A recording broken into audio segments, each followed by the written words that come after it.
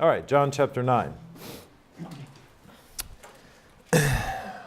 Okay, and let's just read through here. And as Jesus passed by, he saw a man which was blind from his birth. That is an exceedingly important prepositional phrase, from his birth. We're going to get to that and see how that this miracle is actually different than the other ones for that reason. And it offers a different set of things that we can look at. So this man, he never did see, did he? Ever. It's not like he saw and then he was welding one day and he looked at the weld there and he's blind now. Nothing like that, okay? Okay, they probably weren't welding back then. But the point is, he was blind from his birth. So his disciples asked him, saying, Master, who did sin, this man or his parents, that he was born blind? Fascinating. We're going to get to that in a minute. You might just look at it cursory. Okay, they're asking, so what? But there's a lot involved there. Jesus answered, Neither hath this man sinned, nor his parents, but that the works of God should be made manifest in him. Is Christ here suggesting that this man was born blind so that later on Christ himself would be glorified, having cured him? It appears that way. 4, I must work the works of him that sent me while it is day. The night cometh when no man can work. And as long as I'm in the world, I am the light of the world. Playing off of the blind thing.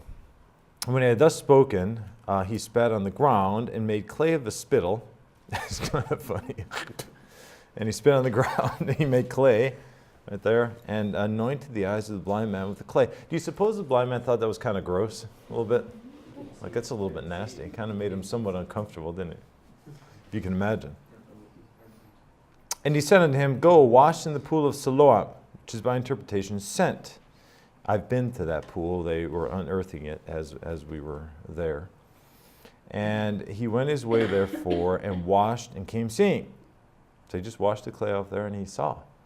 Okay, now, again, he was born blind. So everything that he was looking at from that point was all brand new to him. I say brand new. I guess he probably figured in his mind. Isn't it strange being blind from birth? How do you even fashion a picture in your mind if you've never seen pictures of anything? You know what I mean?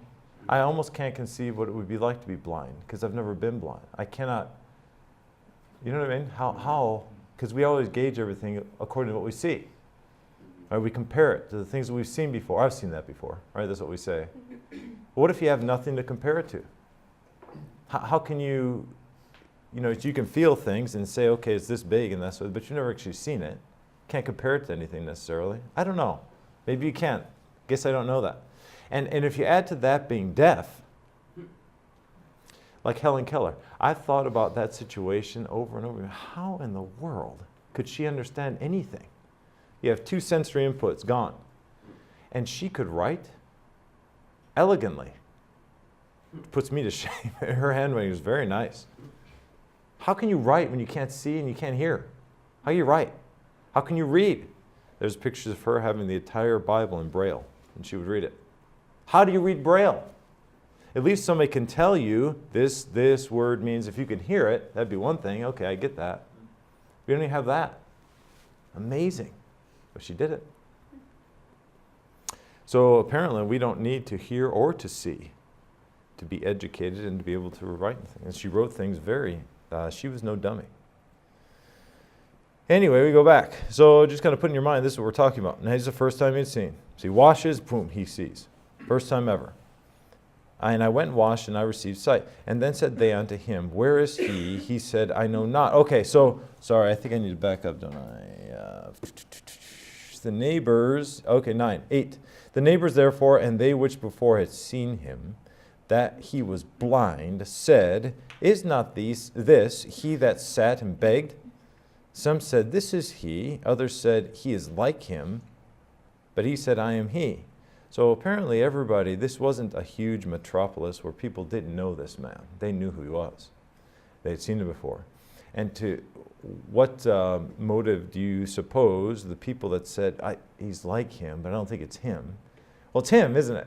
How do you get to the conclusion that it may not be him? Because he's not the same anymore.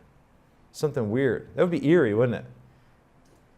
Okay, so every time you ever pass this person, you could tell the teen guy is undoubtedly making jokes of this person. And now I can actually see. Now he focuses on me and I can tell he's looking at me. It would be kind of creepy if you think about it. They brought to the Pharisees him that afore was blind. Okay, so they brought him to the Pharisees. I keep going too far, sorry. 10. Therefore said they unto him, how were thine eyes opened? He answered and said, a man that is called Jesus made clay and anointed mine eyes and said unto me, go to the pool of Siloam and wash. And I went and washed and I received sight. Isn't that simple? I just did what he said. Now I can see. Pretty simple. Then said they unto him, where is he? He said, I know not. Common vernacular. I don't know. They brought to the Pharisees him that aforetime was blind, and it was the Sabbath day when Jesus made the clay and opened his eyes. Now that you wouldn't think would be too bad of an issue. After all, he healed this person. He did a good thing. It's not like he did a bad thing. He didn't strike him with blindness.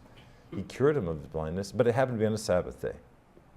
How do you get to that place? Then again the Pharisees said also unto him, the Pharisees said unto him, asked him how he had received his sight. And he said unto them, he put clay upon my eyes, and I already read that, didn't I? Therefore said some of the Pharisees, this man is not of God. Why? Because he keepeth not the Sabbath day. So their gauge as to whether somebody was of God or not was whether or not he kept the Sabbath day. Whether or not he cured somebody of blindness was kind of pushed to the side. Which you would think, this is more of a tremendous miracle, it's totally, oh, but he did it on the Sabbath day. Oh, so everybody was supposed to say, oh yeah, he's of the devil. Now, how do you get to that point? Right? I mean, this is what we're suggesting. Others said, how can a man that is a sinner do such miracles? Now, there's somebody with logic, at least. And there was a division among them, and they said unto them, and I think of the words of Christ who said, I didn't come to bring peace, but a sword. And we see that here. They say unto the blind man again, what sayest thou of him? What do you say about him? That he hath opened thine eyes? He said, he's a prophet. So he says, I think he's a prophet. That's the conclusion he comes to. I couldn't see before, and now I can see. I think he's a prophet. He's of God. He's a man of God. But the Jews did not believe concerning him that he had been blind and received his sight until they called the parents of him that had received his sight. So the first thing the Pharisees do is try to determine whether the miracle actually happened and maybe be able to deny it. And they asked them, saying, is this your son, whom you say was born blind? So they were trying to establish the fact that, well, maybe this wasn't their son, and we can deny this miracle here and cut it off. How then doth he now see? His parents answered them and said, we know that this is our son, and that he was born blind. By what means he now seeth, we know not, or who hath opened his eyes, we know not. He is of age, ask him, he shall speak for himself. So they didn't want to say anything because the Pharisees said before that if anybody speaks or claims to speak in Christ, then he's going to be thrown out of the synagogue. I think it says it right here. These words spake his parents because they feared the Jews, for the Jews had agreed already that if any man did confess that he was Christ, he should be put out of the synagogue. Therefore said his parents, he is of age, ask him. So they just throw it right back on him. They wash their hands. I wouldn't want to know.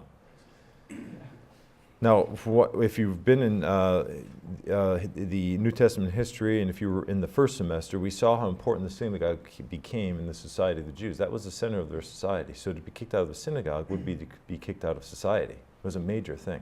They didn't want it. Then again called they the man that was blind, and said unto him, give God the praise. We know that this man is a sinner. So now they're suggesting that if you speak in the name of Christ, that you are not giving God praise at all. He answered and said, whether he be of a sinner or no, I know not. One thing I know. Isn't this, I love this extremely simple logic. Look, whether this guy is a sinner or not, I don't know. One thing I can tell you absolutely for sure. I was blind and now I see. Now I would think you would know that, right? There's one thing I know for sure, and you can't take that away. I could not see, and now I can. I think of our own salvation.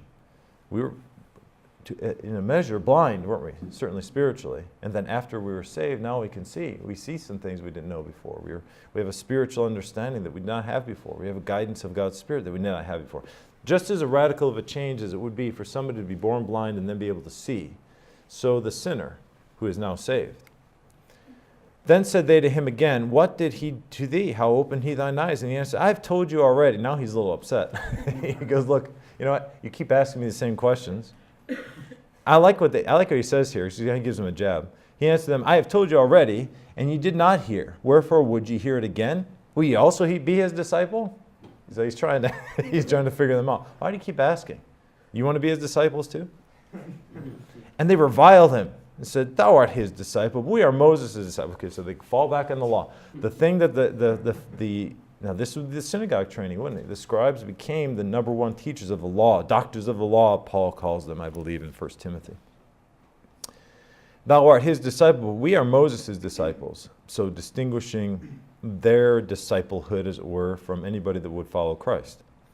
We know that God spake unto Moses, as for this fellow, we know not from whence he is. The man answered and said unto them, why, herein is a marvelous thing. I like this. This is a marvelous thing that you've just approached me with. I'm so happy that you said this. That you knew not from whence he is, and yet he hath opened mine eyes. Well, here's something. Okay, now, the pool of Siloam, why did that become such a, is that supposed to be a red dot or a green one? Which one? Well, there's a big red dot facing me right now from the camera. Yeah, that means it's I thought it was typically green. That's the top. Very good. Sorry. I didn't want to do this again. Oh, no, it's out of one. Okay. Why, herein is a marvelous thing, that you know not from whence he is, and yet he hath opened mine eyes. Okay, so he falls back on this. He's opened my eyes. See, I could not see. Now I can see. And you're telling me that this person, you don't know where he's from. And yet he did something so magnificent, so tremendous. And you're telling me you don't know. So this dead sort of ritualism, formalism, ceremonialism that the Judaism had become did nothing for the people on the inside. And that's why they were looking for something else. That's why the Pool of Siloam became such an important thing, because at least something was being done there of a miraculous nature. So God should be working in a church. Right? It should be. If people are doing what the way that God has intended for it to be, then the preaching is going to be effectual. Things are going to be happening that way, and it should be that way. Now we know that God heareth not sinners, but if any man be a worshipper of God and doeth his will, he heareth him. Since the world began, was it not heard that any man opened the eyes of one that was born blind? That was born blind? You see how this is a greater miracle, because he was born blind. If this man were not of God, he could do nothing. Now, do you think that's a fair measure of whether somebody would tout themselves up as being a prophet, that he would do all these miracles? You would have to, okay, let's look at it this way. The miracle happened, right? Did his parents deny that the miracle happened? Did he deny that the miracle happened? Of course not, okay? Did the Pharisees, they're trying to deny it, but they could not. Okay, something happened, right? Now, explain it. How do you explain that this happened? How? Why? What's the point here? What's the message? So this is what we're... So to come to the conclusion that this person is of God because he caused somebody that was blind to see, that is not unreasonable at all. That would be an explanation. It's a good thing. It's the power of God. So what do? Thou wast altogether born in sins, and dost thou teach us? And they cast him out. Now their point here, the Pharisees that is, that you were born in sins, that has a very, very important implication I'm going to get to in just a little bit. But I just want to put it there. So then, the Lord came to this person. Now, it says in verse 1, at the beginning of the chapter, and as Jesus passed by, he saw a man which was born blind from his birth. So he went to that man. He passed by. Then he goes to him again. We see Christ's graciousness here. He goes and he finds him again. He went out of his way to find this man. Verse 35, Jesus heard that they had cast him out, and when he had found him, he said unto him, dost thou believe on the Son of God? He answered and said, who is he, Lord, that I might believe on him? And Jesus said unto him, thou hast both seen him, and it is he that talketh with thee. So Christ there offers to this man himself, just like he does for anybody. And Jesus said unto him, and he said, Lord, I believe, and he worshipped him. And Jesus said, for judgment I am come into this world, that they which see might see, talking about the blind man, and that they which see might be made blind, talking about the Pharisees. And some of the Pharisees which were with him heard these words, and said unto him, are we blind also? Jesus said unto them, if you are blind, you should have no sin. But now you say, we see, therefore your sin remaineth. And what's he saying? Because they can't see past the law. Because their gauge of whether somebody is right or not with God depends on their obedience to the law. And they can't see past that. Okay, that is somebody that is spiritually blind. Okay, let's take the history of the Jews for just a second. We'll get into the notes. Is it significant that the Lord brought the nation of Israel out of Egypt before he gave them the law? Is that a significant thing? Was Abraham saved? Was he a friend of God? Did he understand salvation? Well, we know he sacrificed. We know that he understood the sacrificial system. He understood the shedding of blood. He built altars and things. The Lord communed with him. We know that the name of the Lord was given to him. So we know that he was saved. It says that he was righteous before the eyes of God, but there was no law at the time. Paul brings up this argument. How could it be that your father Abraham was saved and yet there was no law? Let's take that a step further. They left Egypt. The Lord up to Mount Sinai. They took them all the way through the 40 years wandering. They get to Mount Sinai after the Exodus. And when they get there, God could have given Moses the law beforehand. He could have given Moses the law in the wilderness of Midian before he even went there. And he could have said, now, all of you, this nation of Israel, you Jews, you will obey these laws, and then God will deliver you out of Exodus. But it didn't happen that way. So God showed his grace. Up to Sinai, God had shown his grace. It was all grace, wasn't it? It was not patterned anything after obedience to the law whatsoever. They didn't even have a law to obey. So everything that the Lord did for his people, all the way up and brought them out of Egypt, was strictly his grace. And then the law came. Now that's significant, because this teaches us that it is not by works, that God's grace is not conditioned upon works. It's not. Even his deliverance there. And so the same thing here. This blind man received grace of Christ, although he was a Jew and although he was taught in a certain way, but he brought them to the point to understand that that is not, maybe through his confrontation with the Pharisees, but that's not the way that we are right with the Lord. Now let's get into the notes. All right, let's talk about the cure. Let's talk about, first of all, this is a man born blind.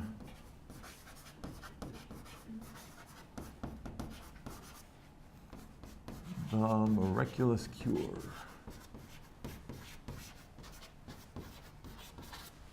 Okay, so this person is begging. Now, we have no welfare mentality at all here. At least he's begging. You say, well, that's not a very good means, but that was the means that he had. So although he was blind, and although he really didn't have a means to be able to do very much aside from begging, but at least that was his job. At least he was doing something. He was doing what he could. So he was blind from birth. And this would be a picture, let's just note that this would be a picture of anybody that's in sin. Is being blind would be a picture of somebody that is in sin, okay, and cannot see. Galatians talks about this, how that we were born blind and could not see afar off, and the Lord then shows us. So blindness then is a picture, an example of being spiritually dead. So what was this person doing? Well, he was begging. And so this person who is blind is begging of the world for sustenance. That is exactly what a person that is spiritually blind does. Because without the Lord, and without Christ, and without the Holy Spirit in your life, and dwelling inside you, your only option, your only recourse, is to beg from the world and to get from the world. Okay, so this is definitely the condition of a sinner is patterned here by this blind man. Let's talk a little bit about being blind. I think we already have a little, but let's just put some notes down there this way. Being blind, he was obviously deprived of a means of knowledge. We gain knowledge many times by seeing, don't we? Every time that you read, of course, it is because you can see those words. And so having sight is certainly a way in which we acquire knowledge. Well, this man was deprived of it completely. He was therefore powerless to produce any kind of mental picture. Nothing in his mind. He could not frame any kind of picture in his mind because he's never seen any shape of anything. We oftentimes form mental pictures of things, don't we? You can see things. We talk about our mind's eye, but that's conditioned upon the fact that your other eye actually works. You can't form a picture of anything in your mind if you've not seen it or something like it. Well, this person had no means. That's what I'm saying. It's impossible for me to conceive how he would have thought. It's hard. You know, how do you exist without forming mental pictures? But he did. And so he was denied of a means. He was also denied a means of enjoying things. You know, our sight is a precious gift, isn't it? The things that we see, the things, all the wonderful. Now we probably have seen some bad things too. I'm not saying that, but putting that aside, just the wonders of creation, the things that we're able to see, the great things that God has done through His creative work in the mountains and all the beautiful things of nature. This man was deprived completely of that enjoyment. And he was also discharged of life's duties. Nobody judged this man for begging. Now you see these people on the street corners. When I had a bus route in East Chicago, there was always one street corner. Once you get off Klein Avenue onto Michigan Avenue, there was always somebody there at that light, always, with their little sign, you know, we'll work for food. No, they won't. They never do, you know. Okay, why don't you go do this? Well, you know, and they deny that sort of thing. But they can see just fine, right? So what is that? How does that kind of, what do you think to yourself? A loser? Why don't you go get a job like the rest of us, you know? At least they're begging. Can you give them that much? At least they got up and actually walked over there and at least wrote on a sign. At least there's something. Better than just sitting at home and waiting for the government to give me money, right? At least they did something. But you know, but nobody. So there's a measure of prejudice against it. Now, I don't use that word prejudice in a bad way. Prejudice is good in some ways. Okay. For example, you ladies go to the store. Like my wife, sometimes you'll go in the evening and you'll go get groceries or whatever. And as you're walking out of the grocery store, somebody, a very shady character, is wearing sunglasses at night and a hooded garment or whatever, that kind of thing, comes up to you, hey, can I help you with your bags? Now, is it good to exercise a measure of prejudice there? Yes, very good. Something like, no, loser, get away from me, or I'm going to scream at the top of my lungs and you're going to jail. Something like that would be good. Now, are you profiling? Yes. Admit it, yes you are, aren't you? Well, that's a good thing. Even if you're wrong, it's better to decide on the, you know, on safety. So prejudice isn't necessarily a bad thing. So, and I guess what I'm saying with that is that nobody judges this man as something bad when he's begging there because he was blind. Now, in this cure, we see the Lord's. What does this man have then in his life? Nothing. All he could do is beg and do the best he can and depend on others for himself. He has to. Okay? Nobody blames him for that. He has to. There is no hope. There's no hope. He was born blind. He was going to be that way his entire life. Except the Savior came by, and because of his compassion on this man, there's great hope. Isn't that wonderful? So just because Christ came by and saw him and had compassion on him, that's it. And that made the difference. It made all the difference in his life. It made all the difference in my life. So he looked on this man. So I can easily,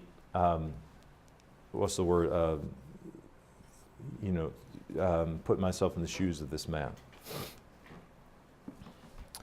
Okay, so after he did this, so as they're passing by, let's establish this. So he's with his disciples. He passes by. The Lord's reaction to this man and the disciples' reaction were totally different.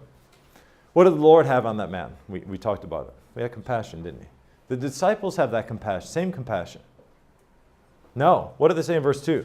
And his disciples asked him, saying, Master, who did sin, this man or his parents, that he was born blind?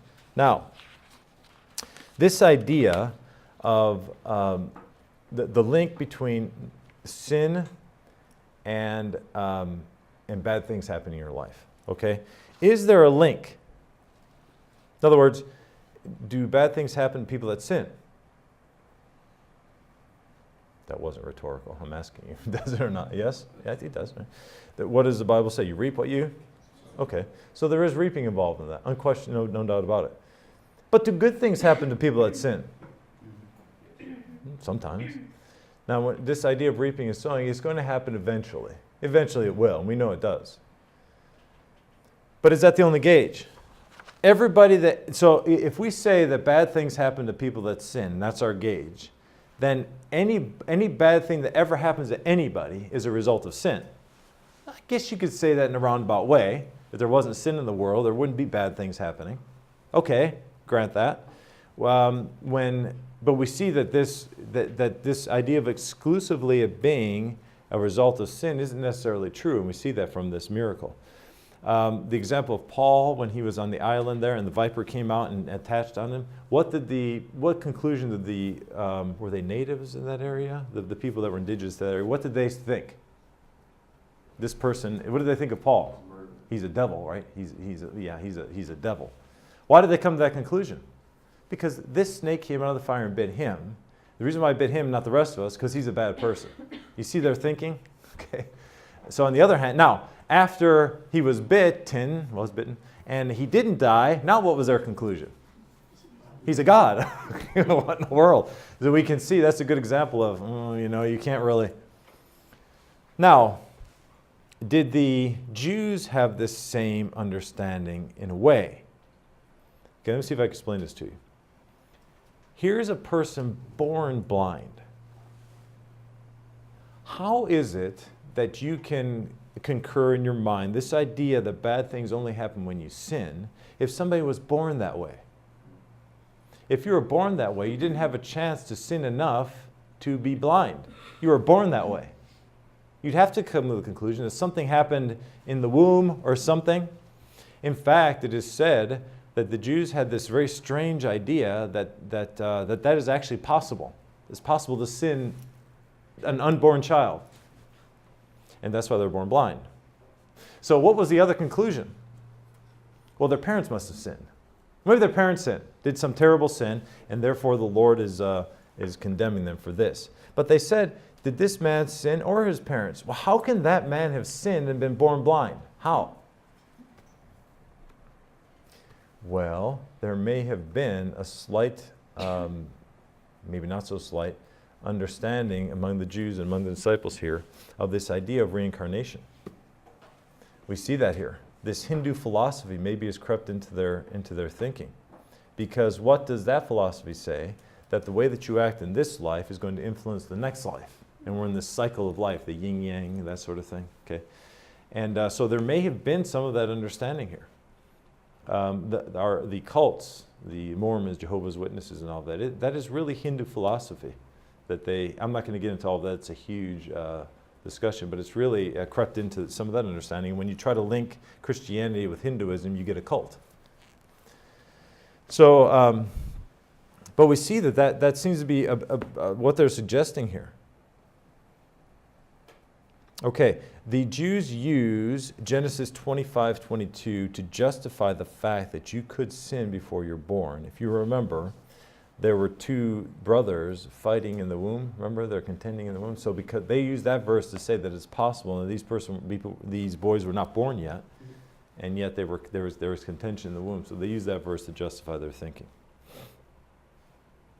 So how did the Lord answer them? Well, with this answer, we have an understanding of sickness. Okay, now I want you to remember this.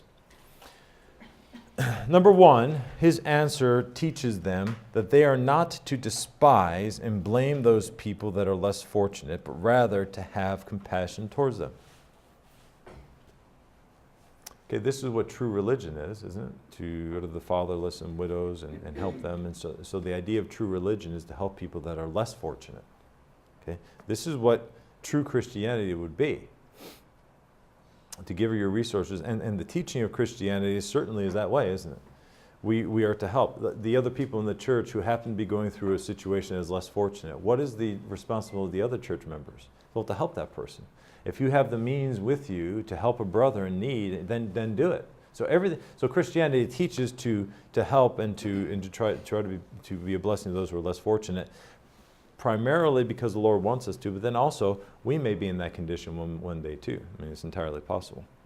So somebody that was born with a natural deformity or some kind of calamity, not to despise them, but to have compassion and love for them.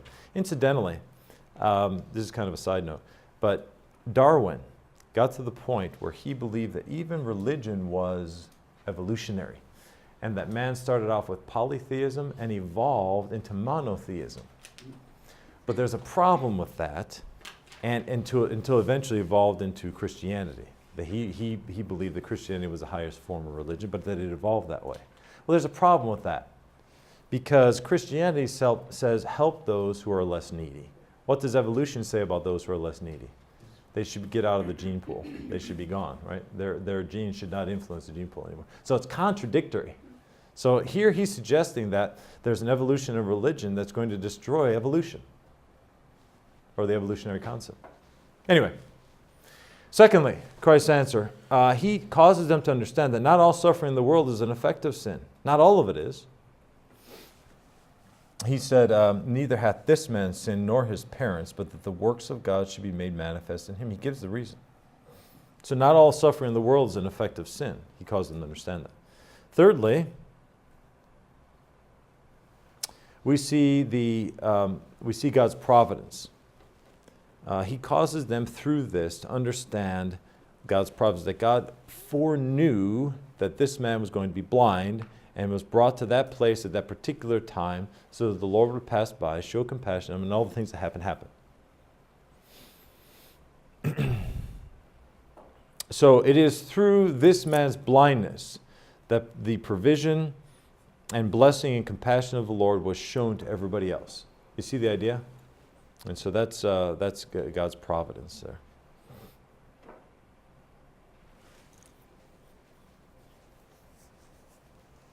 Okay, so then we talked about the means in which Christ healed this man. He kind of irritated him a little bit with the clay. He caused something that was an unnatural means to cure him.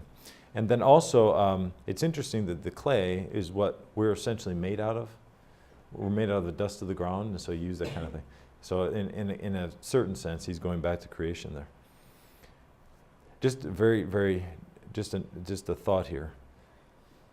Just the incredibleness of that God made us out of dust, out of dirt. That's something that you say, and that you cannot even approach to explaining that. How can you do that? Clay. He made dirt. He formed man out of the dust of the ground. Incredible. Anyway, there's not much I can say about that because I'm really stupid and I have no way to explain that to you. But he did it. All you can say is, wow, and just leave it at that. Even that doesn't seem to be a word for it. So, in a measure two, in regards to this cure, he does test this man's obedience and faith. Then the man could have said, I'm not going to do that. That's ridiculous. Like Naaman. So many rivers here in Syria. I'm going to go there. It's ridiculous. I think the man could have said that. Say, look, man, I just want to see my sight. Enough of this clay and mud things. This is ridiculous. I think that I think I would be that way. I think. If you just be honest with yourself. You know, what in the world? This is stupid. I'm not going to do that. I think I would think that. This man didn't. Apparently, I don't have the faith that this man does. But he did it, and so he was able to see. So he understood that disobedience and faith. Now, he could have made the excuse of, it's the Sabbath day, I'm not allowed to do that sort of thing. And being a Jew, he could have complied with the Sabbath day and maybe reached the conclusion that this man is not of God because he's asking me to do servile work on the Sabbath day. But he didn't say that either. So we see great faith in this man. Of course, he was in a desperate condition. So then they begin to argue. Is it the same man? That sort of thing. Okay, now, so let's talk about the question cure. Miraculous cure. The cure is questioned. Okay, the battle between the Pharisees trying to figure out what happened and all that, make their way through that.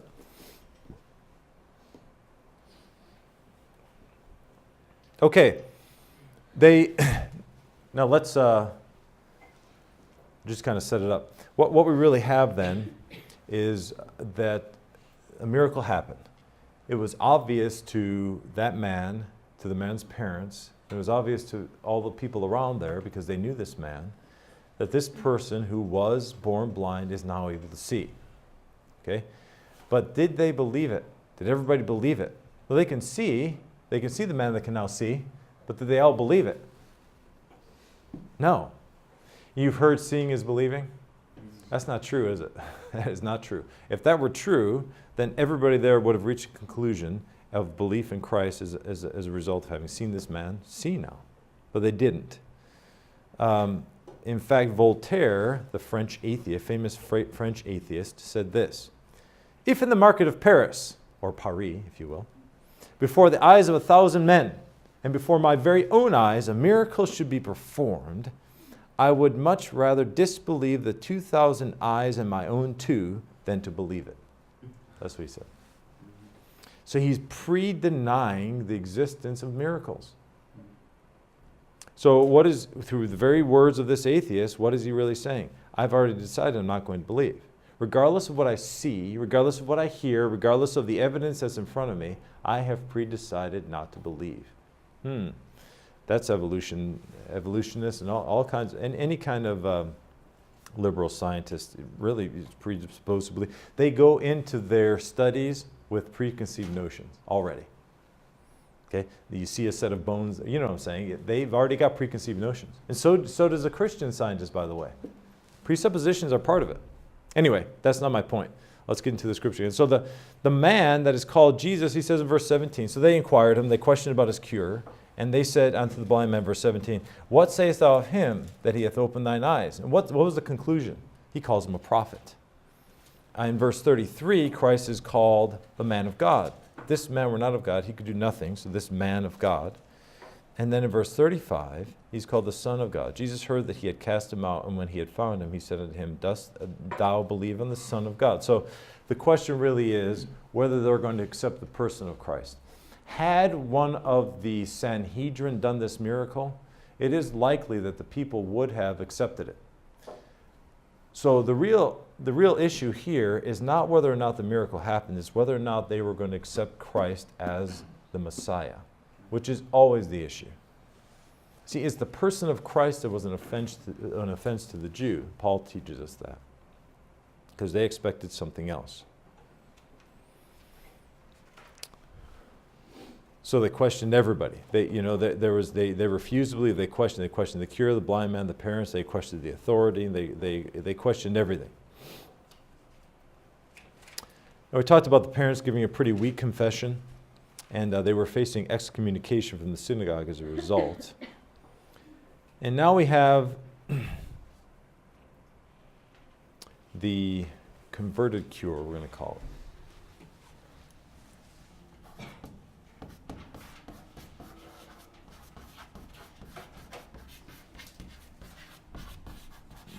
Now this is where the Lord goes back and he finds this man again. This would be verses 35 to 41.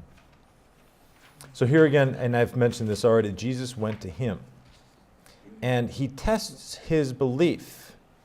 He asks him, "Dost thou believe on the Son of God?" And he said, "Who is he, Lord? Just tell me who he is." He says, I'm the one. And he believed instantly. He was ready. And he worshipped him. Okay, so we have then this, it was a test of faith, this question. And so he was trying to discern whether this man would believe or not. And then he finishes this portion of Scripture in verses 40 and 41 with dealing with the Pharisees again. And some of the Pharisees which were with him heard these words and said unto him, "Are we blind also?" And Jesus said unto him, "If you were blind, ye should have no sin. But now you say, we see, therefore your sin remaineth." Okay, what would the modern day church builder movement say to this question? Are we blind also? What would, who's the positive, yeah, that's right, Joel, what would he say? "Oh, no, you're not blind, love yourself." That kind of thing. He's got his hair. That guy's hair is amazing. Because anybody that has at least 10 hairs would be amazing to me. Don't laugh too hard there. Take it easy. Okay, so then Jesus said unto him, "If you were blind, you should have no sin. But now you say, we see, therefore your sin remaineth." Christ didn't say that. He was not Joel Osteen measure. He didn't say, "No, you can see. Don't you worry about it. You just go back home and make you some biscuits." Right? Right, Devontae, you with me? Cat head biscuits, gravy. So he didn't say that. Go get you a bucket of chicken. That wasn't the case. He confronted him with his sin. Okay, now let's move this right into the parable of the Good Shepherd. We have this in John chapter 10, the very next one. It's interesting how at the end of chapter 9, he deals with the Pharisees who are supposed to be shepherds of the people in a way, that is, leaders of the people. And yet he says that they're blind, their sin remains. They could not see that they were sinners. And then he goes into this idea of a good shepherd. Okay, let's then put some things down there. This is, so I think hopefully, so yeah, we should do that. Sorry, do your thing here. Good shepherd.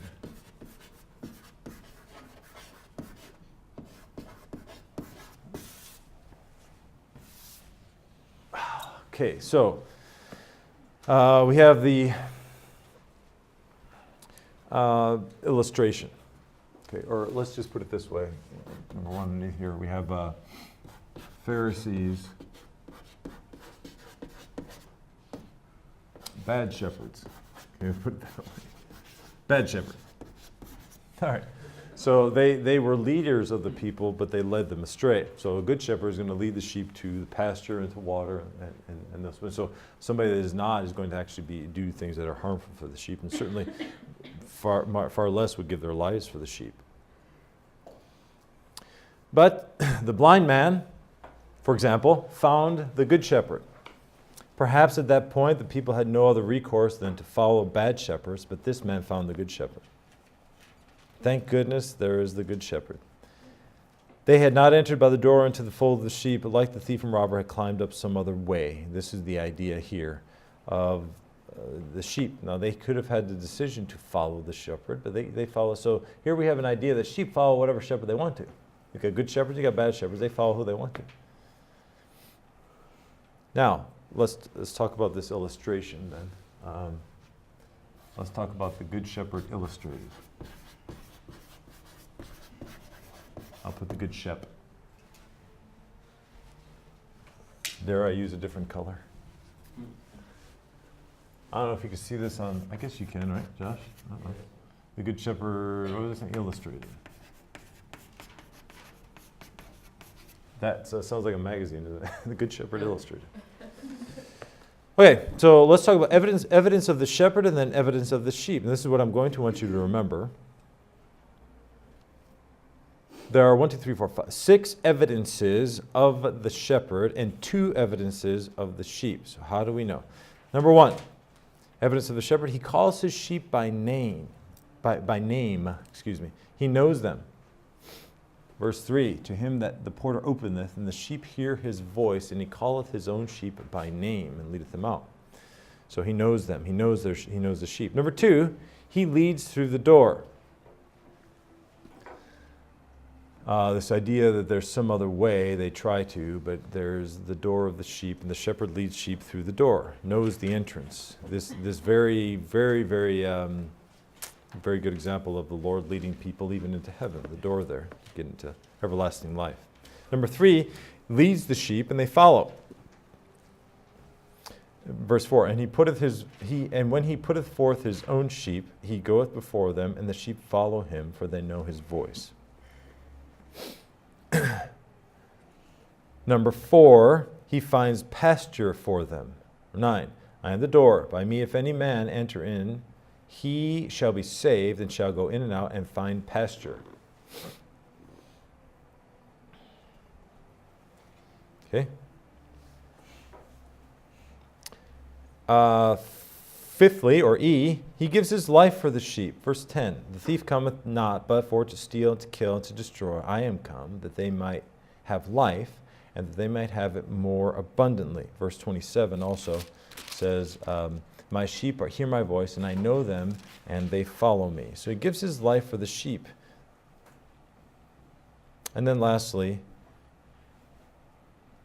oh, sorry, that's the last one. For some reason I have it repeated here. That's weird. All right, he gives his life for the sheep. Oh, sorry, no, there's a difference. I'm sorry. What did I say number 5 was? That was 4. Okay, then the fifth one, there's a fifth one. He gives his life to the sheep. Whew, there's a difference there. You give your life for them and to them. There's a difference. Continue to lead them. Okay. Now, evidences of the sheep, two of them. Well, they're pretty straightforward. We've already talked about it. But the sheep follow the shepherd. They know his voice. Verse 4. And he putteth forth his voice, his own sheep, and he goeth before them, and the sheep follow him, for they know his voice. So the evidences of a sheep are they follow the shepherd. And secondly, they flee from strangers. They have discernment. And a stranger will they not follow, but will flee from him, for they know not the voice of strangers. Verse 5.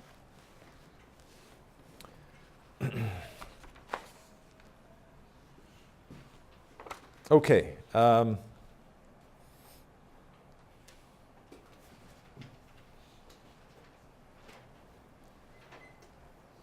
Okay, so I think we'll see.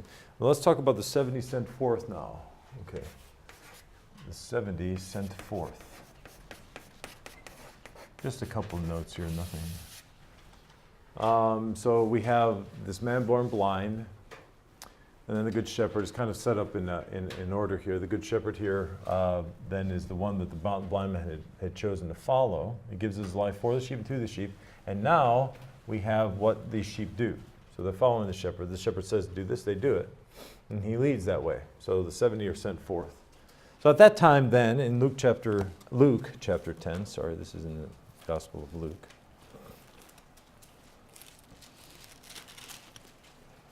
After these things, the Lord appointed other 70 also, and sent them two and two before his face in every city and place. So this idea of 70, why 70? Well, a lot of people believe that this is a reference to, could be a number of things, but it could be a reference to the Sanhedrin. But there are 70, apparently, members of the Sanhedrin council that the people were supposed to follow as their leaders. And this is why we make the correlation.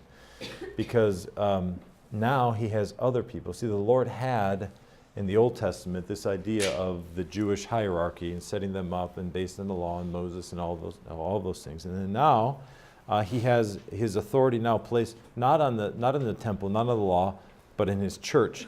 Now he's formulating this idea of a church. We have to remember, and I'm not going to get really into this, but just to put this in your mind, up until this point, when he said in Matthew chapter 16, "I will build my church," that was a totally different organization that he was talking about, and it was very radically different from what they were used to. So he's changing things. Okay, he's going from this one to this one here. They used to be maybe these 70 elders, but now I'm going to lead through these people, and it could be just anybody there that would go out and do his will. So I think this is the idea there. All right, so then he begins to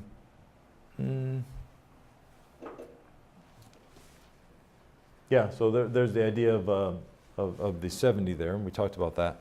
There's just a couple more notes. I'm trying to just wrap it up.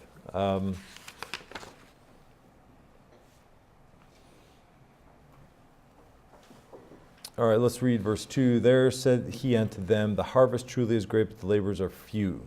Pray ye therefore the Lord of the harvest, that he would send forth laborers unto his harvest. So here these laborers then are people that would do as well and go forth and preach the gospel to these cities. Then he gives his pattern. I want you to go and take anything with you. If they receive you, then stay with them. If they don't receive you, shake the dust off of your feet as something against them. And in particular, he mentions some cities of Galilee. And for whatever city would not receive them, he says in verse 12 that it shall be more tolerable in that day for Sodom than for that city. It was the very city of Jerusalem that did not accept them. Then he talks about woe unto thee, Chorazin, Tyre, Sidon, Capernaum. Verse 15, these are cities of Galilee, of the Galilean region. And the reason why he's speaking against them is because they had more of an opportunity than other people to accept that great light, and they had more knowledge, because a major part of the teaching, like the Sermon on the Mount and all of those things that Christ taught beforehand, were done in Galilee. So they should have had more of a reason to accept